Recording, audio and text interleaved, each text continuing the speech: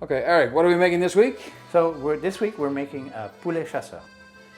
From France. From France, yes. Don't ask me which region it came from, but that's what it looks like. It's a farm dish. It looks great. Right, so this week, as we said, we're making Poulet Chasseur? Yes, Poulet Chasseur. I will get that wrong, I promise. So, Eric, where are you from? I'm from Quebec. Quebec, Yes. so that's French, Canada.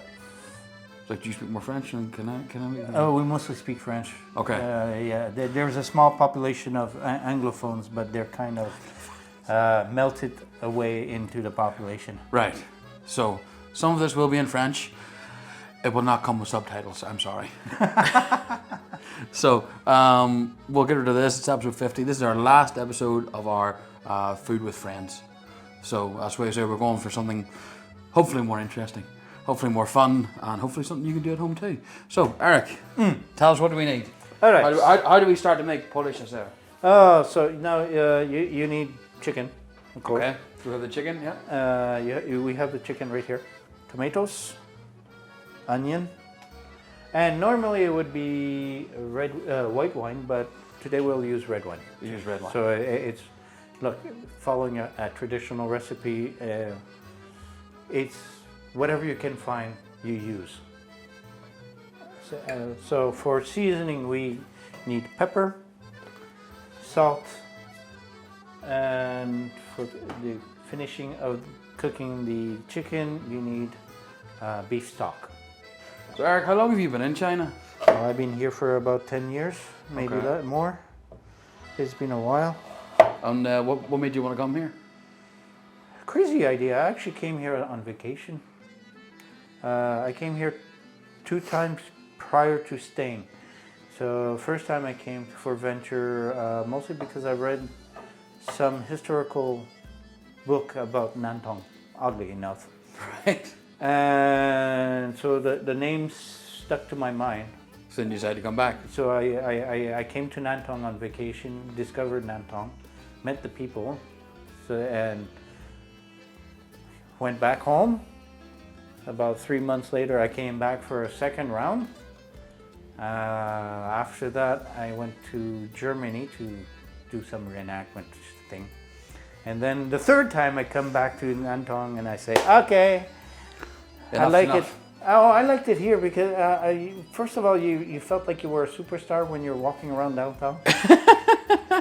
Well, it's true. Everybody's like, oh, picture, no problem. And then somebody offered me a job.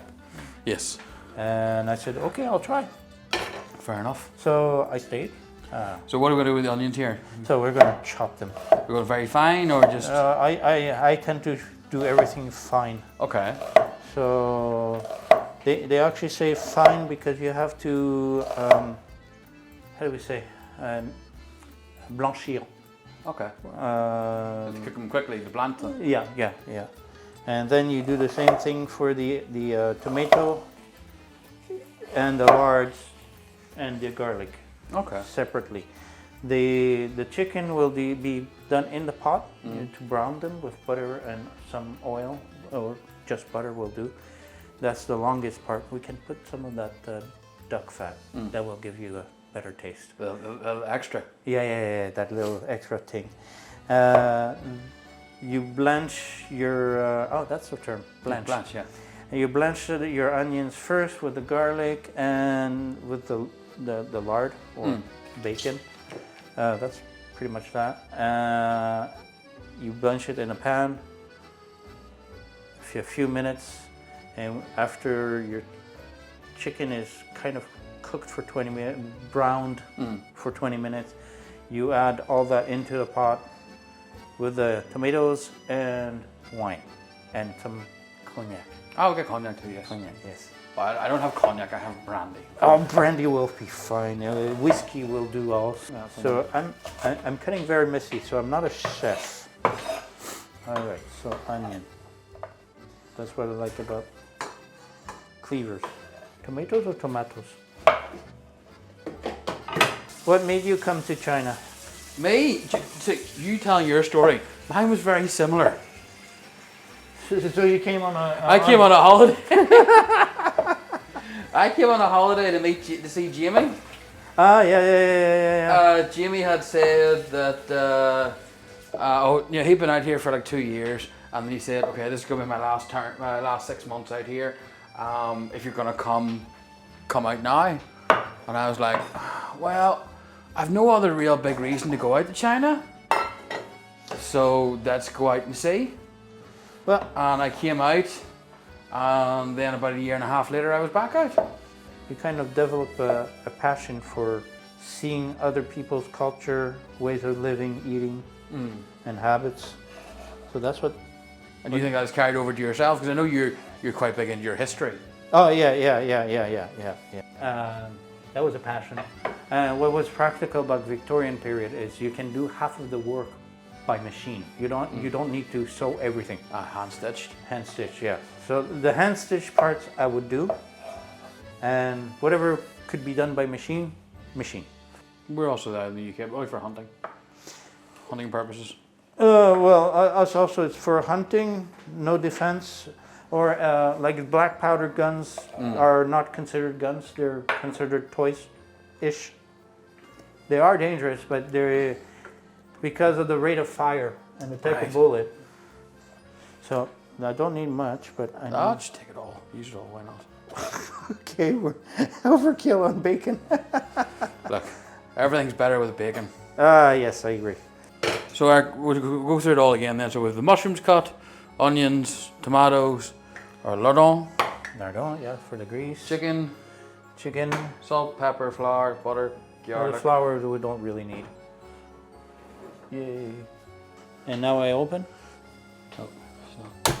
Holy mackerel! Fire in the hole. So in with the butter, yes. So is Poulet Chasseur, that's something you would make a lot at home, or is it a special event, or? Oh, I think I've done it in 10 years. I did it 5 times. 5 times. So it's something slightly special. It's slightly special. It's just because I'm tired of always cooking the same thing, so I'll do something particularly different. Okay. Yeah. Nice sound now. Put the chicken in slowly, because you don't want your pan to cool off too fast. Are we going skin side up? Yeah, some people like removing the skin. I like having the skin on.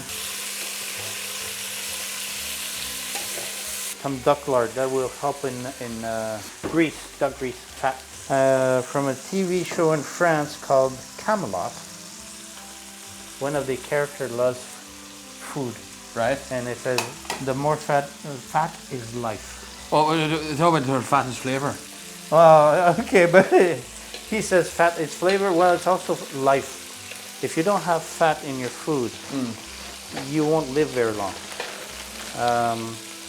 You heard it there first. Fat in your food. Yes, you need. Don't eat me. So you don't want your butter to burn. So a little that duck grease really makes a difference. Because all this here is going to be cooked separately in a pan. Okay. So we'll wait for that to be nice and brown. So when are we coming back? How long are we leaving this for? 10 minutes. 10 minutes, so we're back in 10 minutes. So 10 minutes in, Eric, we'll have a look? Yeah, we'll have a look. I didn't put it high enough, so I tended to let all the juices out, which is not bad in a way. So it's not going to be browned, but here, it's slightly brown. Usually I try to get it more brown than that, but it's okay. I don't know how to call it in English. The juice that's inside, it's if you had another camera to look. I got one, yeah. In fact, it is a French word actually. Yeah. They talk about that you take the fond of the pan. Yeah, exactly. So the fond would be the bottom of the pan. Yeah, so when you deglaze. So you see that this is, I didn't have to deglaze, but the mix of the juice from the fat from the duck, the butter, and the chicken made this lovely fond, which is it's the part that has the most flavor. Slowly with that, I can add the beef broth at 2 cups. Okay, let's put some. Oops, I'm spraying all over. Yeah, before I add anything. And now, pan, we're gonna start cooking this. Okay. So I'm gonna blanch the onions first. So I'm scared of turning those things on. So they were. is it sort of a dying trade? Yeah. Now, you put it on simmering temperature. Yeah. I can put the wine into it if I want. Normally it would be white wine, but honestly, whatever you have. French and a red wine or white wine is like a different way of putting spices. Instead of having hardcore spice, Okay, you use it for that. You use it for that, and it's like, oh, so good. The onion. So at this point, you're wanting to soften the onions but not color them. Yes. Exactly. You don't want to color those. Would you like some more wine? Yes, please. Let me relax. I'm so not used to being on camera. It is a little different. Yeah. So a little bit of salt. Do like everybody else, according to your eye. So I did suggest, Eric, we have a lovely bottle of French Merlot, and a nice bottle from Bordeaux. He said, no, we don't cook with that. We'll cook with the Aussie shit. I didn't really say that. If you have very good wine, I don't know why, it's a tradition not to use really good wine to cook. Yes. He says he uses this for mouthwash. Exactly.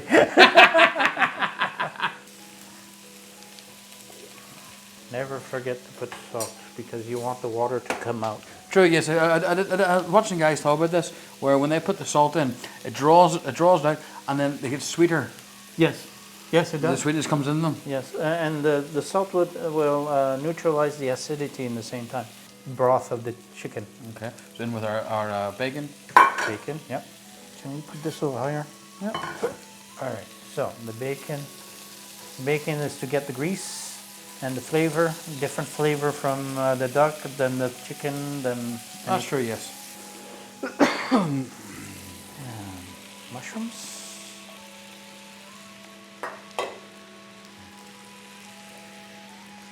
A bit of salt.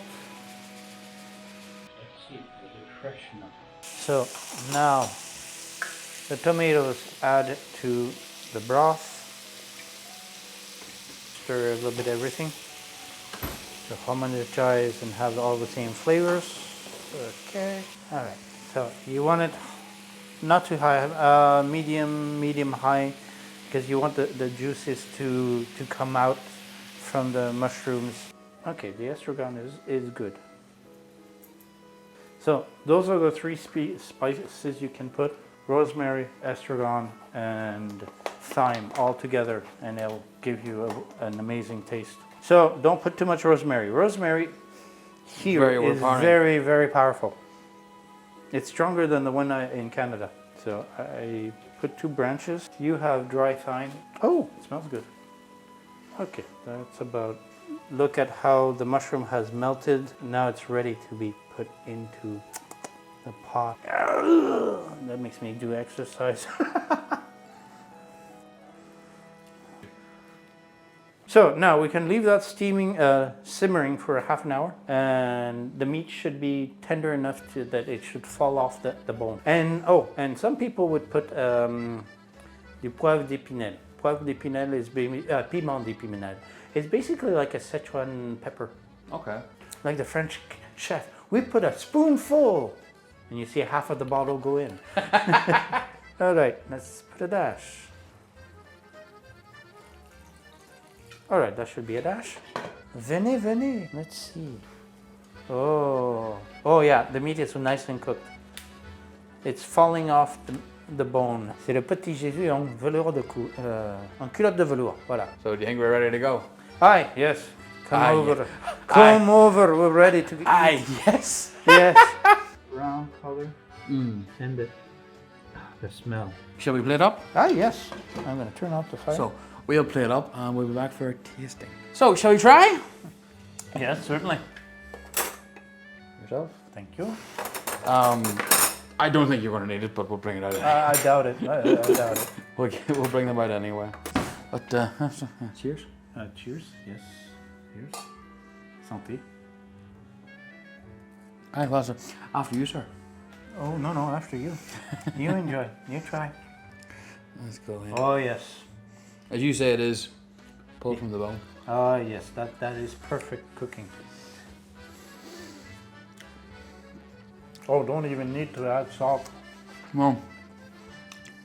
Did you dip it in a sauce? Oh yeah. That is. Okay, that is. I'm happy. It came out nice. And that's about cooking. It's not following a recipe to 100%. It's just knowing what to mix and hoping and making sure that it actually comes out pretty tasty. Well, that is very tasty.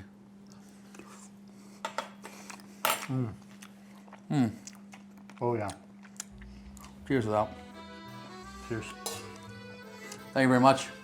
Thank This you. ends our Food with Friends series. What an amazing dish to finish with. We'll see you very, very soon. À bientôt. Au revoir. Au revoir. Cracking food, Eric. Are you surprised? No, but but even anyway, it's most of the ingredients we had here.